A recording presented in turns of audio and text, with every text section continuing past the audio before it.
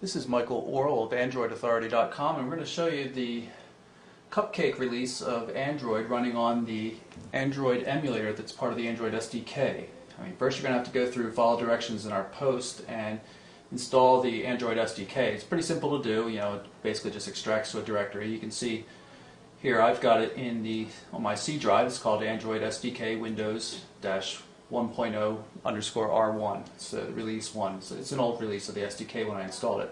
Doesn't matter what release of the SDK you have though. What you have to do is just get the file for the Cupcake image files that we have on the site and install them into the Tools Lib Images directory. And what you're going to be doing is unzipping those files and replacing these 3 image files with the new ones from the Cupcake release. Once you have that done, it's pretty simple. You just go into the Tools directory and run the emulator, which you can see right down here, emulator.exe. Double click on it and it'll start to load in a second. You're going to see it come up here. It says Android here. Android boot logo comes up here, and so it's starting to boot just like it would a normal device, and in a second you'll see the main screen. This is the main desktop. Very much like a regular Android phone, like on the G1. You can't run it horizontally and that kind of thing, but pretty accurate as to what Android looks like. So you can see the main menu, things like that, sub-menus for settings and stuff. So to show you quickly just one of the new features in Cupcake, the big one I guess for most people is the virtual keyboard. This is the browser we've got loaded here, and you'll notice as soon as I click, which is emulating a finger press, as soon as I click into the input box, virtual keyboard comes up. Now I can start typing on the virtual keyboard. Type Android. You can see it in the history. I already have Android Authority here, so I'm just going to click on that to save time.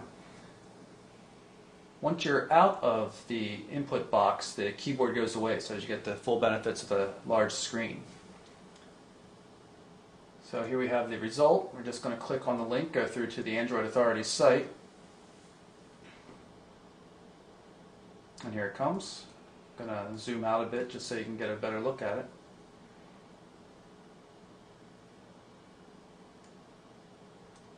And again, for searching, we click in here.